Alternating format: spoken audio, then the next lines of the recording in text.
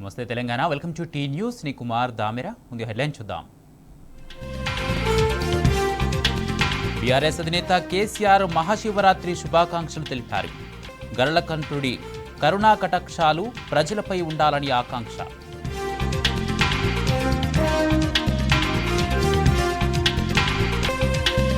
మహాశివరాత్రి సందర్భంగా ఆలయాల్లో బీఆర్ఎస్ నేతల పూజలు. ప్రజలు సుఖశాంతులతో ఉండాలని ఆకాంక్ష.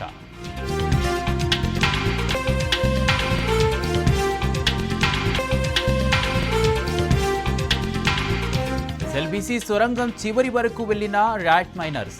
కనిపించని 8 మంది కార్మికుల ఆచూకీ.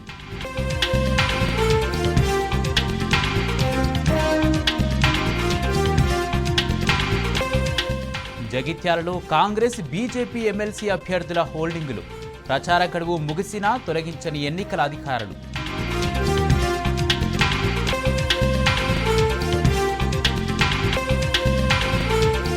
తమిళనాడులో పాపులర్ రాజకీయ శక్తిగా వస్తున్నామన్న నటుడు విజయ్. వచ్చే అసెంబ్లీ ఎన్నికల్లో చరిత్ర సృష్టిస్తామని ధీమా.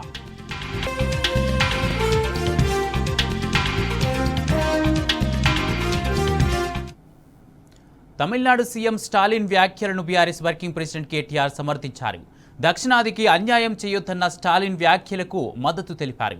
నియోజకవర్గాల పునర్విభజనతో దక్షిణాదికి అన్యాయం జరుగుతుందని స్టాలిన్ అన్నారు. కుటుంబ నియంత్రణ అమలు చేసిన రాష్ట్రాలను పట్టించుకోకపోవడం సామఖ్య స్ఫూర్తికి విరుద్ధమని విమర్శించారు. దేశ నిర్మాణంలో దక్షిణాది రాష్ట్రాల పాత్రను ఎవరూ విస్మరించలేరని తేల్చి చెప్పారు.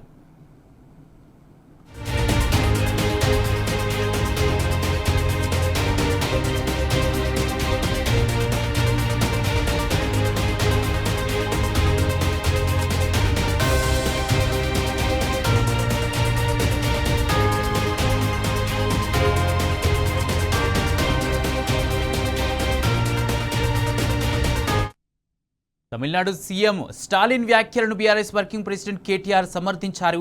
దక్షిణాదికి అన్యాయం చేయొద్దన్న స్టాలిన్ వ్యాఖ్యలకు మద్దతు తెలిపారు. ఈ అంశానికి సంబంధించి పూర్తి అప్డేట్స్ మా ప్రతినిధి లివిల్ అందజేస్తారు. లివిల్, ఇవాళ ఏదైతే డీలిమిటేషన్ చేస్తానని చెప్పేసి కేంద్రం ఇటీవల అనేక సందర్భాల్లో చెప్పింది. ఇటు 1 నేషన్ 1 ఎలక్షన్ అని చెప్పేసి కూడా ఒక కమిటీ ఏర్పాటు చేసింది. ఆ కమిటీ రిపోర్ట్ ఇవాళ నిన్న జేపీసీకి కూడా ఇచ్చింది. అయితే ఈ నేపథ్యంలో ఇటు దక్షిణాది రాష్ట్రాలు పూర్తిగా అన్యాయం అవుతాయి. దక్షిణాది రాష్ట్రాలకు సంబంధించి పెద్ద ఎత్తున కూడా అన్యాయం గురవుతాయి.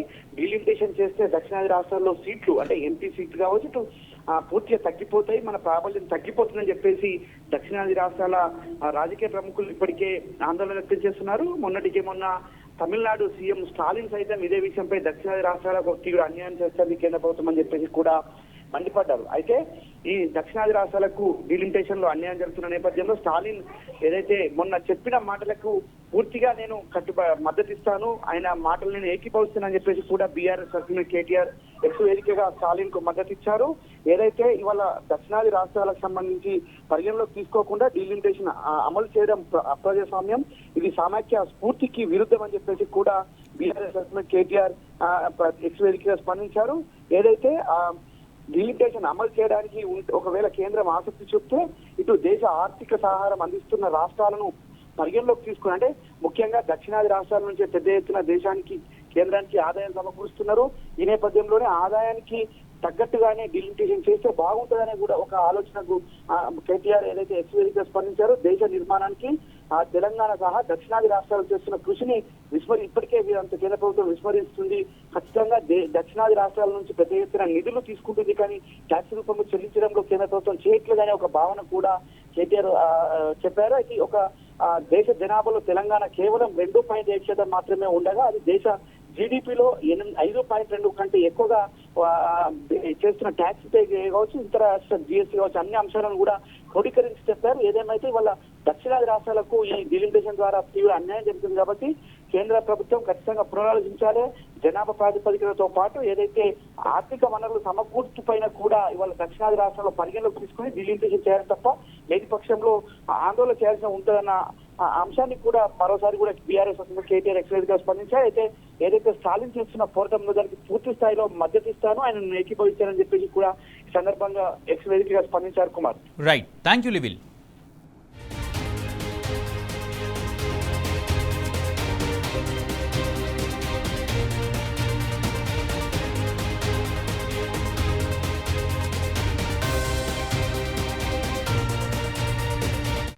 నిజాం సాగర్ కాలువ వెంట విద్యుత్ ఇరిగేషన్ శాఖల అధికారులు దుర్మార్గంగా వ్యవహరిస్తున్నారని రైతులు మండిపడ్డారు.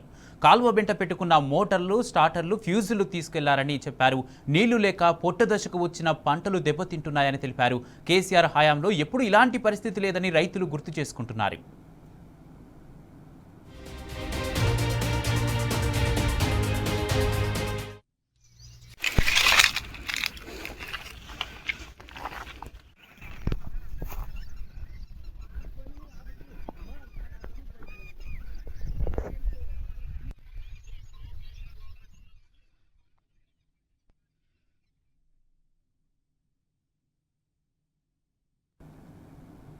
నిజాం సాగర్ కాలువ వెంట విద్యుత్ ఇరిగేషన్ శాఖల అధికారులు దుర్మార్గంగా వ్యవహరిస్తున్నారని రైతులు మండిపడ్డారు. కాలువ వెంట పెట్టుకున్న మోటార్లు, స్టార్టర్లు, ఫ్యూజులు తీసుకెళ్లారని చెప్పారు. ఇదే అంశానికి సంబంధించి పూర్తి అప్డేట్స్ మా ప్రతినిధి రవీందర్ అందిస్తారు. రవీందర్, ఎందుకు రైతుల మోటార్లు, స్టార్టర్లను తీసుకెళ్తున్నారు అధికారులు? దీనికి సంబంధించి అధికారులు ఏమంటున్నారు, రైతులు ఏమంటున్నారు? పూర్తి అప్డేట్స్ ఏంటి? దాదాపుగా కాంగ్రెస్ ప్రభుత్వం అధికారంలోకి వచ్చిన తర్వాత రైతులకు శాపంగా మారిందని చెప్పవచ్చు. గత 10 సంవత్సరాల నుంచి ఎన్నడూ లేని ఇబ్బందులు ఒక్కొక్కటిగా రైతులు చవి చూస్తున్నారు. గతాన్ని గుర్తు చేసుకొని బాధపడ్డ సందర్భం స్పష్టంగా కనబడుతుంది. నీటి తీరువన్ పన్నును రద్దు చేసినటువంటి గత ముఖ్యమంత్రి కేసీఆర్ ఇవాళ అదే నీటి తీరు పన్నుకు వసూలు చేయడానికి ఇటు ఇరిగేషన్ అధికారులు, అదేవిధంగా ఇటున్నటువంటి విద్యుత్ అధికారులు ఒక్కటయ్యి ఇవాళ రైతులకు, సాధారణ రైతులకు తీవ్ర ఇబ్బంది కలిగించే చర్యలు తీసుకుంటున్నారు. నిజాం సాగర్ ప్రధాన కాలువ దిగువ వరకు 2.5 ఎకరాల ఆయకట్టు విస్తీర్ణం ఉంటుంది. ఎగువ ప్రాంత రైతులకు ఇది శాపంగా మారింది. కానీ ఒక వెసులుబాటు గతంలో ముఖ్యమంత్రి కేసీఆర్ మానవతా దృక్పథంతో ఎగువ ప్రాంతం ఉన్న రైతులకు ఈ వాటర్ని వాడుకోవాలని సోర్స్ కూడా వెసులుబాటు కల్పించారు. దానికి దగ్గరుండి అధికారులకు కూడా వారికి ఎలాంటి ఇబ్బంది కలిగించొద్దు, దిగువ ప్రాంతం వరకు నీళ్లు ఎట్లాగూ వెళ్తాయి కాబట్టి ఎగువ ప్రాంతంలో ఉన్న రైతులు ఇబ్బందులు ఉంటారు, వాళ్ళు మోటార్లు పెట్టుకొచ్చి ఒక నీళ్ళ నుంచి బావుల ద్వారా, ముఖ్యంగా పంప్ సెట్ల ద్వారా తోడి వాళ్ళ పొలాలు వేసుకోవడానికి వెసులుబాటు కల్పించారు. ఇది 10 సంవత్సరాల నుంచి ఎక్కడ కూడా ఆగలేదు. కానీ ఇవాళ అధికారులు వివరించే తీరు, ముఖ్యంగా ఇరిగేషన్ అధికారులు వివరించే తీరు పట్ల, విద్యుత్ అధికారులు వివరించే తీరు పట్ల సర్వత్రా విమర్శలు వ్యక్తం అవుతున్నాయి. నిజాం సాగర్ ప్రధాన కాలువ బట్టి దాదాపుగా 2000 నుంచి 3000 వరకు బోర్లు, పంప్ సెట్లు ఉంటాయి. ఈ కాలువ గుండు వెళ్తున్న సమయంలో ఎగువ ప్రాంతం ఉన్న రైతులకు తీవ్ర ఇబ్బందులు ఎదుర్కొంటాయి. తలాపున సాగర్ పారుతున్న తమకు నీళ్లు లేవని ఆవేదన వ్యక్తం చేసిన సందర్భం స్పష్టంగా ఉంటుంది. కానీ ఈ నేపథ్యంలో రైతాంగం ఇవాళ నిజాం సాగర్ లో నీళ్లున్నాయి కాబట్టి గత గవర్నమెంట్ మాదిరిగానే, కేసీఆర్ ప్రభుత్వంలో హయాం మాదిరిగానే నీటిని వినియోగించుకోవచ్చని ఒక భరోసా, బాధ్యత ఉంటుందని ప్రభుత్వానికి అనుకున్నారు. కానీ భరోసా, బాధ్యత ఇవ్వడం ఇవాళ రేవంత్ రెడ్డి సర్కార్ పూర్తి స్థాయిలో విఫలమైంది. ఇరిగేషన్ అధికారులకు, అదేవిధంగా విద్యుత్ అధికారులకు పురమాయించి రైతులకు ఇవాళ పొట్టదశకుండి రెండో కలుపు కలిశారు రైతులు. ఖచ్చితంగా నీళ్లు అవసరం ఉంటుంది. కానీ ఆ నీళ్లు పారబెట్టాలంటే విద్యుత్ శాఖ అధికారులు, రెవెన్యూ అధికారులు, అదేవిధంగా ఇరిగేషన్ అధికారులు ముగ్గురు రైతులను బెదిరిస్తున్నారు.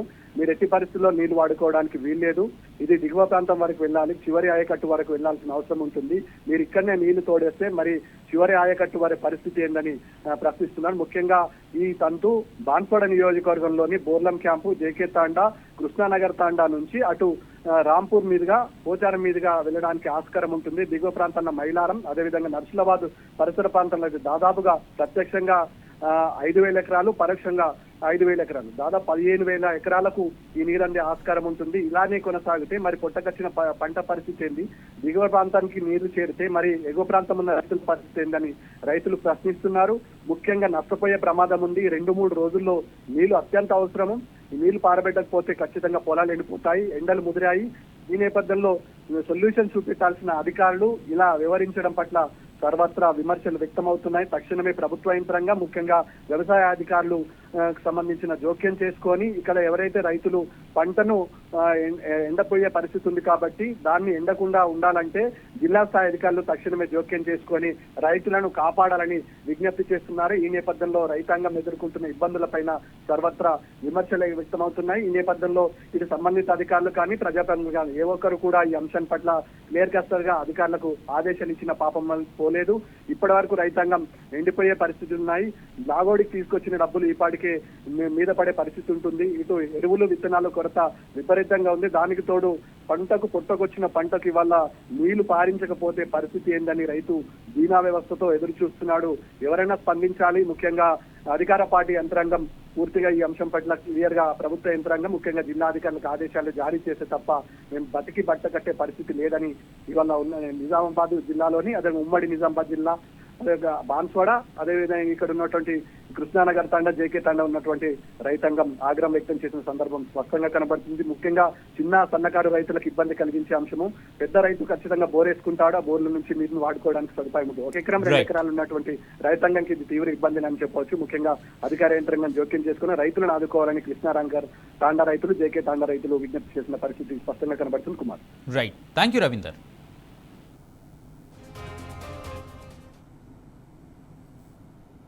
కామారెడ్డి మా రైతులకు ఇప్పుడు వరకు ఒక 10-11 సంవత్సరాల నుంచి లేని తిప్పలు ఈ ఎకరము 2 ఎకరాల రైతులకు ఈ నిజాం సాగర్ కెనాల్ నుంచి మేము ఆ రోజు నుంచి మోటార్లు పెట్టి పండిస్తున్న వరి ధాన్యాన్ని ఇప్పుడు చేతికి వచ్చే సమయానికి ఇప్పుడు ఈ అధికారులు కెనాల్ ఇడిసే అధికారులు లైన్ వాళ్ళు ఇప్పుడు మా మోటార్లను ఫీజులు తీసేసుడు పీకేసుడు మళ్ళా ఈ ఇసుంటి ఇబ్బంది చేసి మా నీళ్ళు పంటలు పోయే పరిస్థితిలో వస్తుంది. అందుకని ఇప్పుడు ఈ నీళ్లు మోటార్లు ఏమో బంద్ చేసేస్తారు.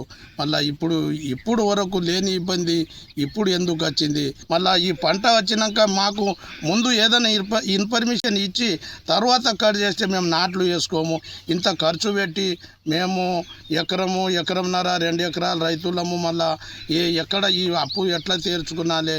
మళ్ళీ తెచ్చిన మందులు సీడ్ అన్ని బాకులు ఉన్నాయి. మళ్ళీ చాలా ఇబ్బందిలో ఉన్నాము సార్. ఈ కెనాలు డిస్ట్రిబ్యూటర్ వాటి ఇక్కడ నుంచి ఎక్కడ దాకా అయితే వెళ్తుందో అక్కడ దాకా మొత్తం పైప్ లైన్లు ఉన్నాయి, అన్నీ ఉన్నారు.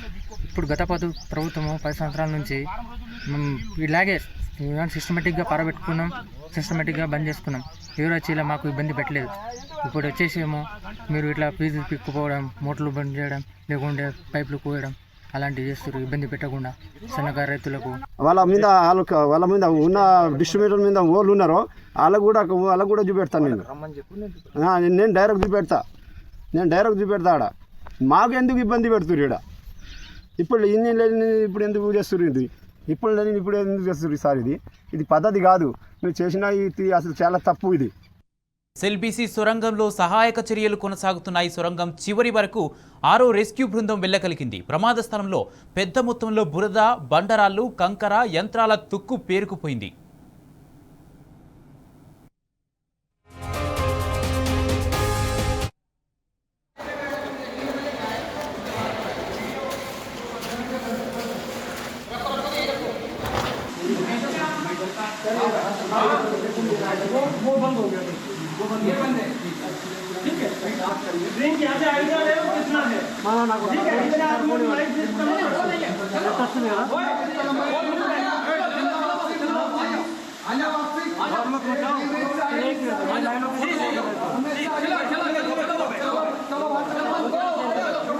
आगे का बिल्कुल बहुत बड़ा रुकना है, कुछ मिनट भारी पड़ रहा है, बहुत बड़ा।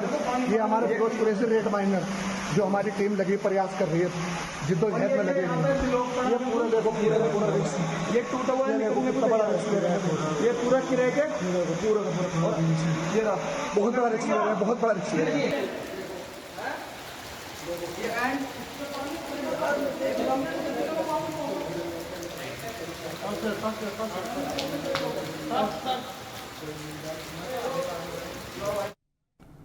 ఎస్ఎల్బీసీ సొరంగంలో సహాయక చర్యలు కొనసాగుతున్నాయి. సొరంగం చివరి వరకు 6వ రెస్క్యూ బృందం వెళ్ళగలిగింది.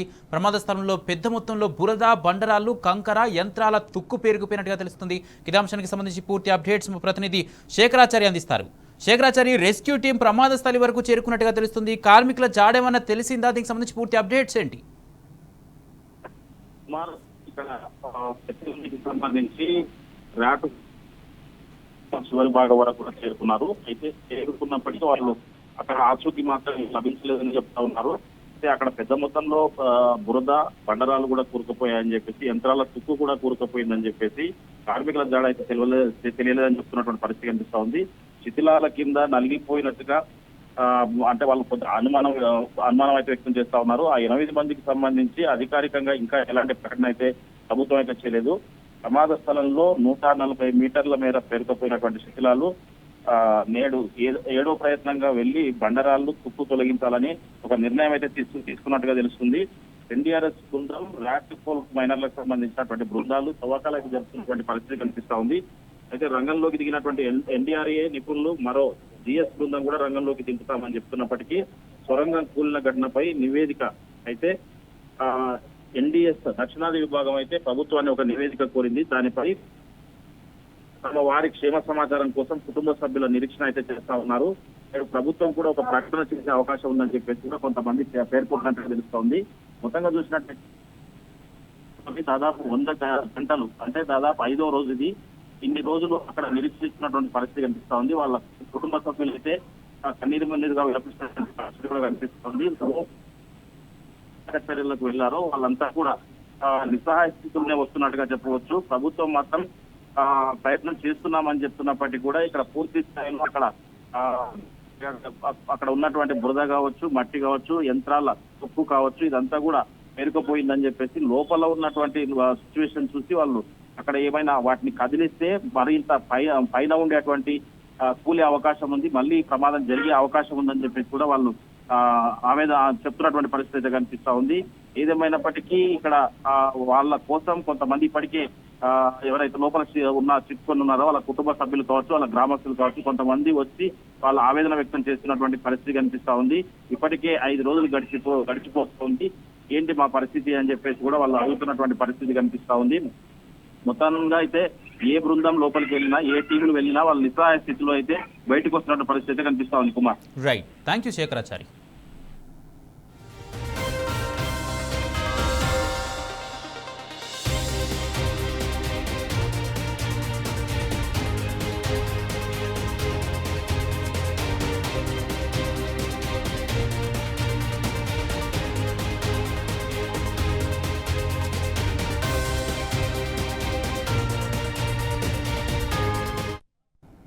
రాష్ట్ర ప్రజలకు మహాశివరాత్రి శుభాకాంక్షలు తెలిపారు బీఆర్ఎస్ అధినేత తెలంగాణ తొలి ముఖ్యమంత్రి కేసీఆర్.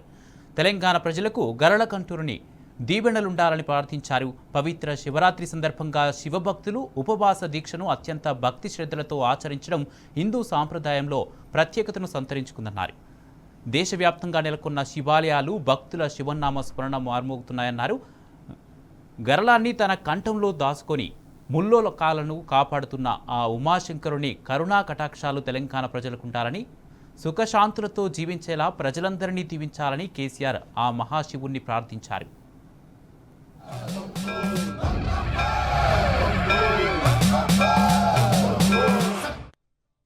మహాశివరాత్రి సందర్భంగా రాష్ట్ర ప్రజలకి బీఆర్ఎస్ వర్కింగ్ ప్రెసిడెంట్ కేటీఆర్ శుభాకాంక్షలు తెలిపారు.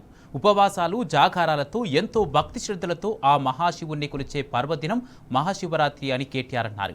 ప్రజలందరిపై ఆ మహాదేవుని కృపా కటాక్షాలు ఉండాలని ప్రార్థిస్తూ సమస్త జనకోటికి శివరాత్రి శుభాకాంక్షలు తెలిపారు కేటీఆర్.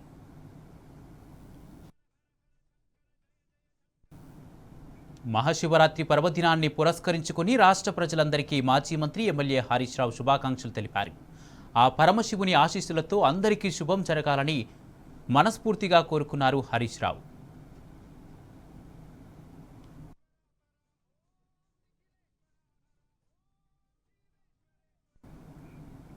శివరాత్రి సందర్భంగా కీసరగుట్టకు భక్తులు భారీగా వస్తున్నారు. తమ మొక్కులు చెల్లించుకొని ఆ పరమశివుణ్ణి దర్శించుకుంటున్నారు. అయితే ఇక్కడ చేసిన ఏర్పాట్లు సరికాలేవని భక్తులు ఆగ్రహం వ్యక్తం చేస్తున్నారు. భక్తుల కోసం కనీసం చలవ పందిళ్లు కూడా ఏర్పాటు చేయలేదని, గత 10 ఏళ్లలో ఇలాంటి పరిస్థితి ఏనాడు చూడలేదని మండిపడుతున్నారు. మహాశివరాత్రి శుభాకాంక్షలు. ఇవాళ మహాశివరాత్రి సందర్భంగా కీసరగుట్ట ఆలయం కిక్కిరిసిపోయింది.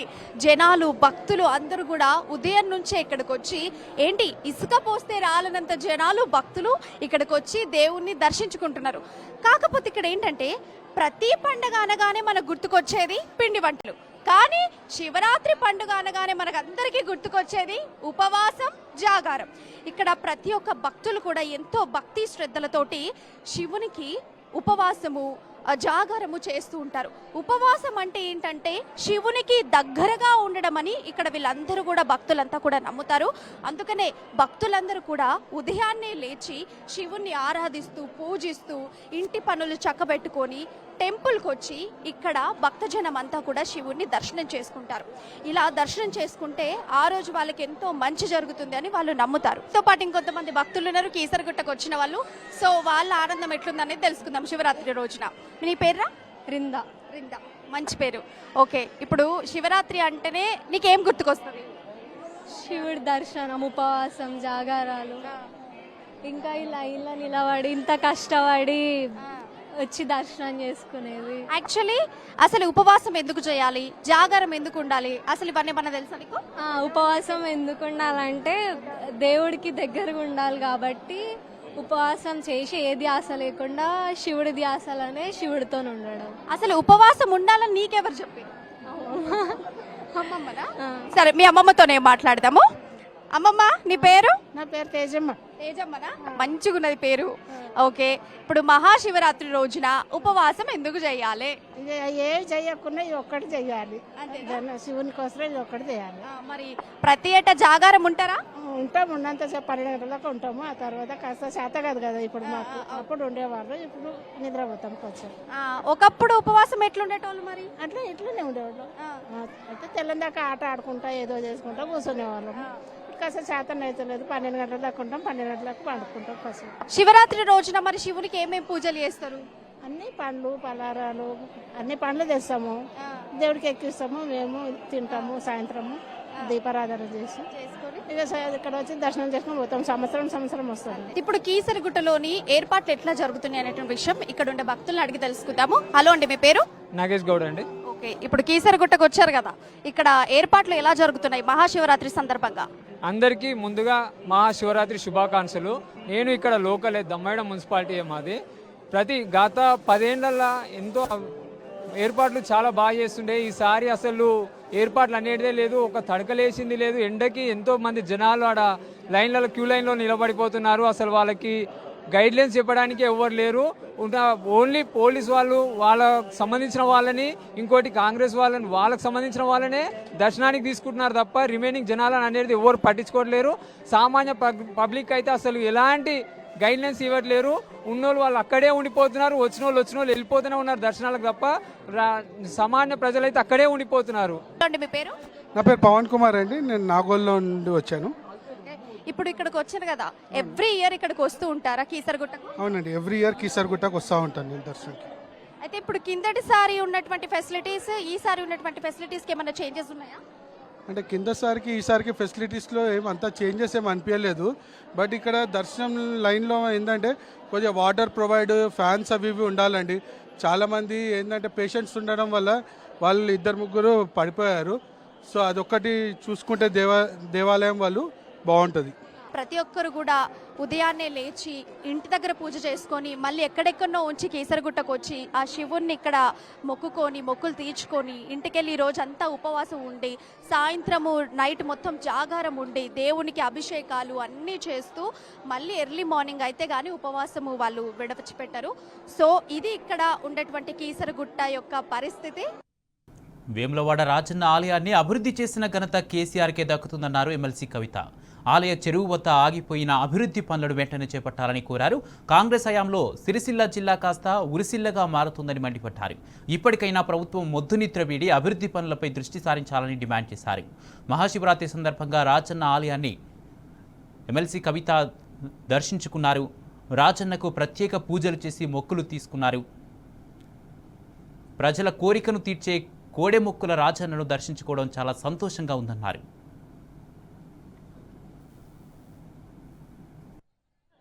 తెలంగాణ ప్రజలకందరికీ కూడా హృదయపూర్వకంగా శుభాకాంక్షలు తెలియజేసుకుంటున్నాను.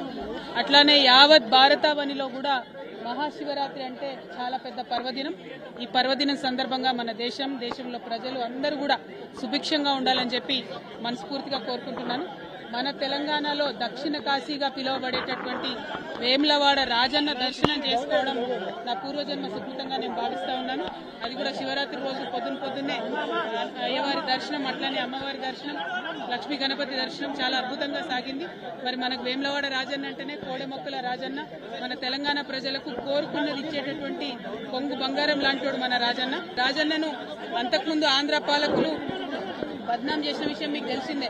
వేములవాడకు వస్తే వాళ్ళు ఎలక్షన్ గెలవరని చెప్పి అపవాదు పెట్టి వేములవాడ క్షేత్రాన్ని, దేవుళ్ళని కూడా బద్నాం చేసిన పరిస్థితి ఉండే ఒకప్పుడు. కానీ గత 10 సంవత్సరాలుగా కేసీఆర్ గారి పరిపాలనలో సిరిసిల్ల జిల్లాను ప్రత్యేకంగా క్రియేట్ చేసి మరి ఏర్పాటు చేసినటువంటి సిరిసిల్ల జిల్లాలో గర్వంగా సగర్వంగా మన రాజన్న పేరు పెట్టుకొని రాజన్న సిరిసిల్ల జిల్లా అని చెప్పి మనం ఏర్పాటు చేసుకోవడం జరిగింది.